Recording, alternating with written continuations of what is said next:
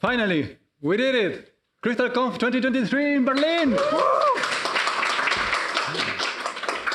It's great to finally be here in person with so many of our esteemed sponsors and core team members, ex-core team members as well, and ambassadors and people from the community, of this great community of Crystal. I'm certain that these 2 days are going to be a joy for everybody as we watch all this amazing lineup of talks that we have for the days. And to the people there looking remotely, I hope to see you next time. So we're going to have a mix of in-presence and remotely speakers. And this includes talks from our sponsors, LavinMQ by 84 Codes and Kagi. And you can look for the schedule in the conference page to see all the details. If you haven't, try to register to the Discord channel. There we are going to interact among the participants, mostly for those that are remotely, but also we can share information in that channel for the people here in this audience. We are also going to take questions from, of course, from the room and from the Discord channel. So I am presenting myself. I'm Beta Ziliani, and I will be opening the conference with a report from what we did since the first stable version of Crystal was on the streets a bit more than 2 years ago. And we are going to devote, at the end of the talk, a bit of time to say what are the plans for the near future. So for that, in order to explain what we did, we need to answer the questions, who is we? And this section will serve two purposes. First, to recognize the people making Crystal. And second, to explain what's the level of involvement of the different people making Crystal. So the first group of contributors is the Crystal team at Manas. This is the people working in Manas for Crystal. The mostly permanent staff, and it means mostly because sometimes we have to work on other projects too, are me, leading the team and leading the project, and Johannes Müller, he's here in the room. Sorry, you cannot see him. He's our one-man orchestra. You probably know him from GitHub or from the forum. He knows everything about Crystal, and as we just found out, audio and video as well. Now, really, he has so many tools and things. It's amazing.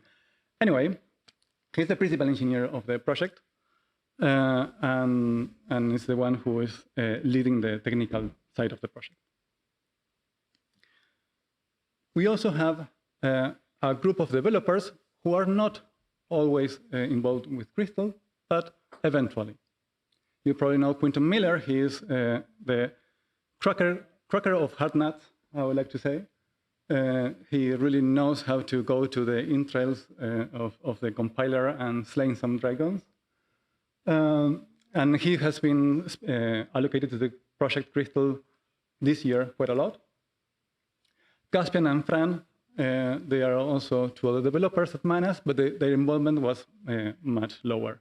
But you can think of this group of people as the ones that we would like to have if we have more funding, whether they want it or not. Since we developers do not exist in Void, we need much more than just developing. We have this amazing group of people from Manas that help us focus on the developing, while they help us with project management, design, infrastructure, finance, and communications. All the communications, I want to say something important. In past years, we have Betty working eventually with us. And this year, we have Mekla, who she was allocated full-time on Crystal to work on communications. You probably noticed this. We have a lot more of communication. I'm going to say more about that in the second section of this talk. Now, let me move to another group of people that is completely different now. So far I was talking about the people working in Manas for Crystal, and those were the people who are, in a sense, the hours they use for the project is being paid by contributions. And contributions can be from Manas or from sponsors. But the important point, we are being paid. The Crystal core team, on the other hand, this is the group of people who are governing the language. And this is composed of the core team members. You can split this group in two. On the left, we have the ones that are being paid, that are working at Manas. All of our, since we work for Crystal, we also can work for governing the language and being paid for it. On the right, we have the core team members who are not part of Manas. They are not being paid. They are giving their time for free. And we are very, very, very thankful to them for their time. And I'm stressing this a lot because when you interact with one of these core team members on the right, they're giving their time to you for free. So value that as much as we value that.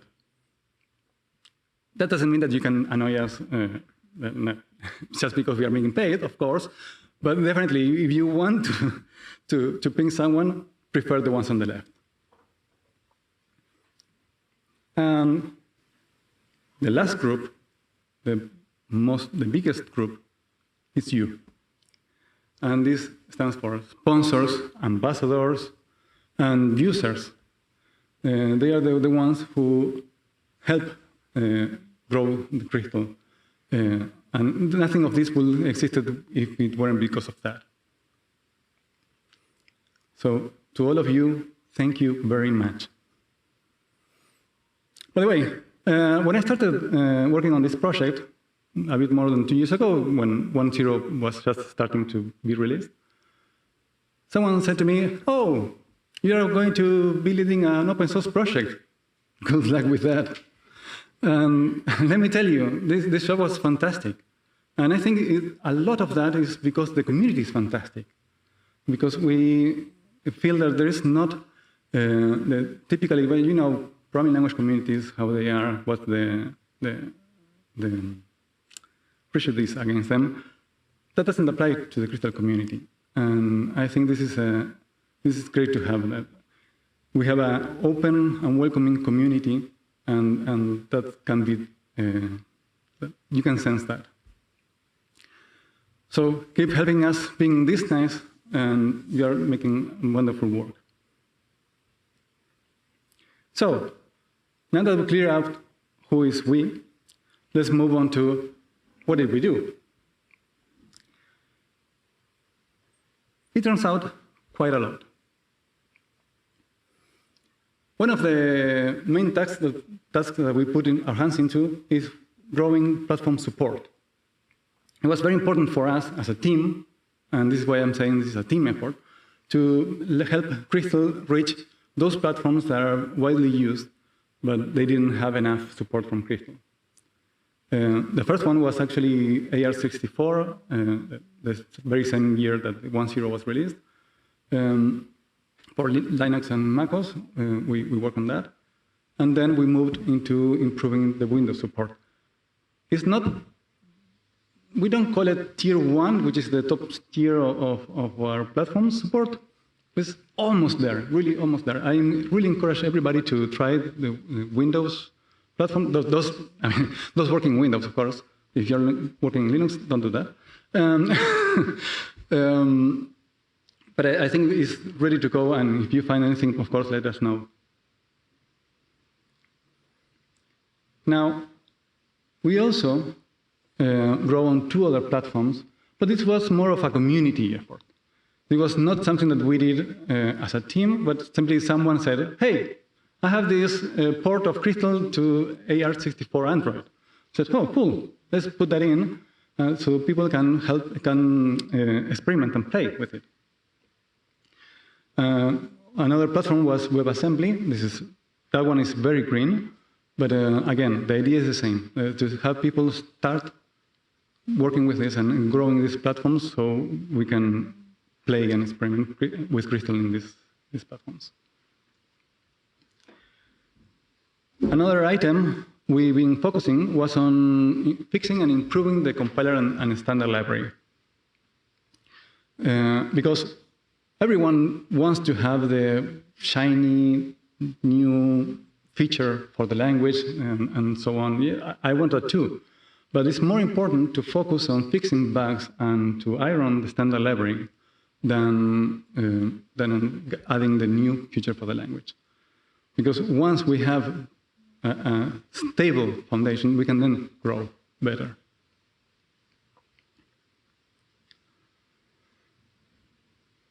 We also devoted some time into tooling. And this went in two different ways. One was a community effort, mostly by Ari, adding the Crystal interpreter. He said, hey, I have this interpreter, and as a team, we said, hey, cool, let's add this to Crystal. And that was a significant amount of work, so there was also teamwork there. It's still in experimental mode. We still need to iron it and make it available in different platforms. But it's a cool tool to help quickly get feedback from Crystal. Lately, we've been working on different tools to do all sorts of tasks, like check the dependencies list of requires, to find unreachable definitions in code, and also tools to find memory leaks and stall fibers. All of this work was made in conjunction with Bright. You might also know Bright as Neural Lesion. They have this cool application to test security tester application written in Crystal, and they needed help developing that. And they needed tools to help in the development. And they came to us and said, yes, we can do that. And we partnered and did this. So this is a call to companies out there. If you're finding something missing in Crystal that you would like to have, you have the money, we have the knowledge. Continuing with the technical part of the language, the last thing that I want to mention is how much work we do to just maintain the ecosystem. It's a lot. So to give you an idea, the LLVM library that we use to generate the binaries went in these 2.5 years from version 10 to version 17. And yeah, so some of these bumps in versions were not much significant, but some were big, and we have to spend a significant amount of time to make that possible. Also, we had the packages for Linux distributions in Bintray, and Bintray died, so we have to move that into open build system, and that also took some time. As well, I can mention the upgrade from PCRE to PCRE2. That was also a big chunk of work. And of course, gazillion updates in CI, new operating system versions, old ones that are being dropped, library versions, and so on. So enough about the technical work. Let's now focus on something different. We did quite a significant amount of effort into working on communications. And this year, we, as mentioned at the beginning, we hired Mekla to help us with this work. And you see that her hand in many of the aspects of communications. So we have the Crystal mascot, the Crystal crawl, Chris. We're also working on a new website. This is work in progress, but it's getting there. The Ambassadors program, this is an amazing job by Crystal. And we have many ambassadors here and there. And many of them are going to give talks here as well. And it's impressive that you can see the impact of ambassadors as they spread the word about Crystal, being noticeable in the website, for instance, in the, what's called the statistics of the website. We also made two conferences, the Crystal 1.0 and this one. and the newsletter. So, summing up this part of the talk, our focus this year was to put Crystal in more platforms, to maintain and strengthen the compiler and standard library, to improve the tooling, and to engage with the community. It's time to move into what will we do. And this is a short forecasting for 2024.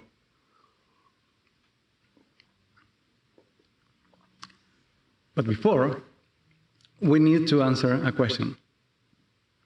How much funding do we get? I mean, how many people can we think of working on Crystal next year? Basically, contributions make up for a bit less than 2 full-time equivalent positions.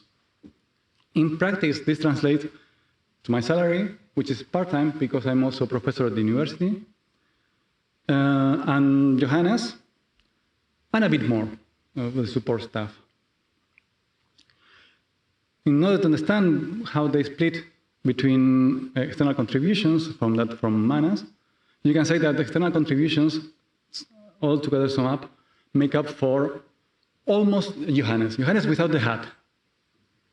Still a lot of Johannes, by the way. But, and when the arcs of Manas are good, Manas provides enough to have Johannes' hat plus this monster of half me and half all the developers and support staff. This might sound like a little, given what I mentioned so far of what we did and all the people involved and so on, but Crystal has been run on similar funding for a while. This year was special because we have some remnants from previous years that we used that allow us to speed up a bit. And we were expecting that extra gas will help us reach out more people and have more sponsoring opportunities. We did have more sponsors. However, one of our corporate sponsors this year paused their sponsoring, so that kind of didn't even. So, in particular, looking forward to 2024, we need to make changes in communications because we cannot continue sustaining communication at this pace. So we are going to move back into an hourly basis communication as we were before. And this will have an impact in communications, definitely. And what about the technical side? Well, on the technical side, we want to make the computer happier and also the human happier. And how to do that? Well, one way is to improve concurrency and parallelism, that is to squeeze more the threads of the computer. This has two related ends. One is to remove the preview flag, that is to iron the implementation of threading. And the other one is to strengthen and grow the standard library to be aware of concurrency, so you can know which part of the library is thread aware and which part is not. Create new versions of thread aware structures, everything that is needed to better support parallelism and concurrency. That's the first topic that we are going to jump as soon as we finish this conference. The next one will be to improve the tooling, in particular, hoping to tackle the problem of having faster turnarounds when developing. And this can have many different forms. I'm convinced that Crystal is a very unique language, and I think you will agree with me on this. And we need to tackle this problem from a research perspective, thinking that we need a unique solution to this problem. That is not going to what all the other languages did, because we want to keep the spirit of the language. But I'm not going to say that this is just a speculation at this point. All right, to wrap up. Crystal's projects keep growing, and we, all of us, are helping to do that. These past 2 years, we planted very good seeds, and we are starting to see them grow into new and vibrant, exciting projects. The ambassador programs is one of such good examples, as well as many shards that are built constantly. The impact is evidenced, for instance, in the number of hits that we get in the forum of page views. You can see that there's a clear trend going up, perhaps not as fast as one would like to, but I'm certain that if we all keep pushing, we'll soon see the language take a new high. With that, it's time to hear your questions. Thank you.